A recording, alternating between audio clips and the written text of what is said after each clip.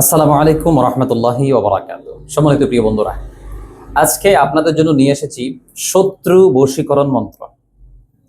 আপনি ব্যবসা করতেছেন, আপনার পিছনে শত্রু। আপনার বাড়িতে আছেন, আপনি আপনার পিছনে শত্রু।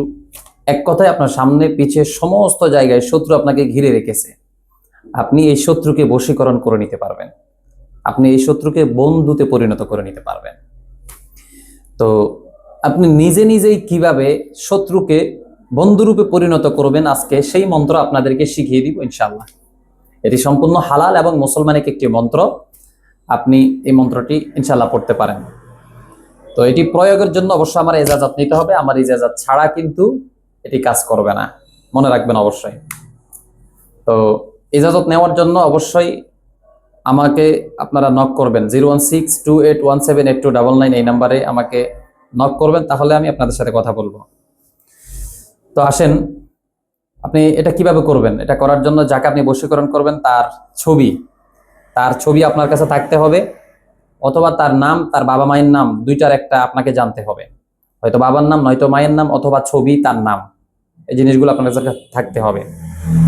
তো এই জিনিসগুলো যদি আপনাদের কাছে থাকে, তাহলে আপনারা যে মন্ত্রটি স্ক্রিনের মধ্যে দেখেন, স্ক্রিনে মন্ত্রটা, এই মন্ত্রটাকে আপনাদেরকে 108 বার পড়ে নিতে হবে। সর্বপ্রথম আগে 108 বার পড়ে এটা জাকাত আদায় করে নিতে হবে আগে, অর্থাৎ মন্ত্রটা জপ করার জন্য আর কি। তো 108 বার যখন পড়ে নিছেন একবার, এরপরে এবার 3 বার, অর্থাৎ 3 দিন 108 বার আজকে পড়বেন, আবার আগামীকালকে 108 বার, আবার আগামী এরপর অর্থাৎ 3 দিন একটানা 108 বার করে করে পড়বেন দৈনিক। একদিন, 2 দিন, 3 দিন এইভাবে পড়বেন 108 বার করে। প্রথম দিন 108 বার, দ্বিতীয় দিন 108 বার, তৃতীয় দিন 108 বার।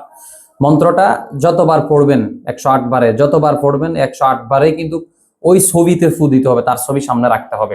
ছবি না থাকলে তার নামের উপরে ফু দিতে হবে, তার নাম মাটিতে লিখবেন, লিখে ওইটাতে ফু দিবেন।